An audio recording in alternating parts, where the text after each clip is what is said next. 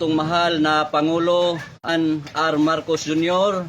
Ania si Dato Adlaw nagalive tungod sa mga Wala tay. discrimination. Wala tay, wala ka maka-live. Lawrence, Tungod sa mga discrimination nga ang pulis nagdakop sa among kauban Lawrence. nga diin wala kini insakto nga legality, walay warrant of arrest, no? So Tay, wala maka-live. Laro. Lag na na. Wala man lagi, wala man makita. Lag na lang. Lag na. Wala makita. Lag na lang. So ania kami nagalive karon mahal na Pangulo nga ang hinungdan ni ani tungod kay wala sila mo subay sa legality, wala sila mo comply sa prior and informed consent sa rightful owner sa ancestral land. Mao ning nahitabo ang mga pamadlak nga karon nga ilaming gisirkuluhan dire ang mga pulis nga wala sila rights, no?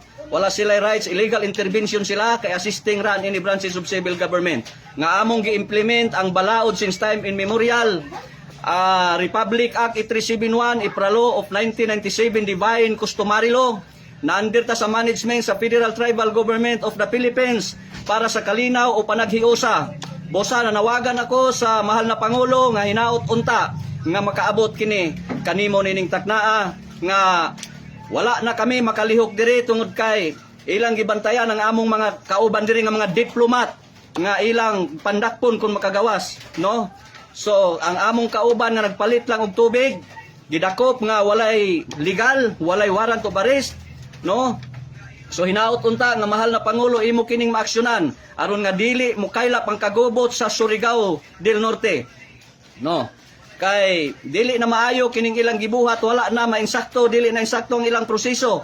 O tungod kay nan-react sila sa maong panghitabo nga wala nila masabti kini. Tungod kay ang atong batas karon nga angayan pagasundon is Divine Customary Law nga angayan ma-practice sa uban nga kani atong gi-implement nga para kini kanatong tanan nga maalis kita sa tunglo, no? Maalis ta sa tunglo at kanun pa man sa sumpa. Dahil sa batas, ito po, maalis po tayo sa tunglo. Kaya sana po na makarating po ito sa mahal na nating presidente, no, na kailangan in 72 hours, si Dato Adlaw, nag-order po na makalabas ang kasamaan namin na hinuli po nila ng walang proseso. Hindi legal ang proseso po nila. Kaya tinatawagan ko po ang lahat ng mga sundalo infantry nga angayan nga makasuporta namo diri karon tungod kay dili namo gusto ang pagbantay sa mga kapulisan. Among gihangyo ang mga kasundaluan nga magbantay namo diri para sa manifestation sa kalinaw panaghiusa.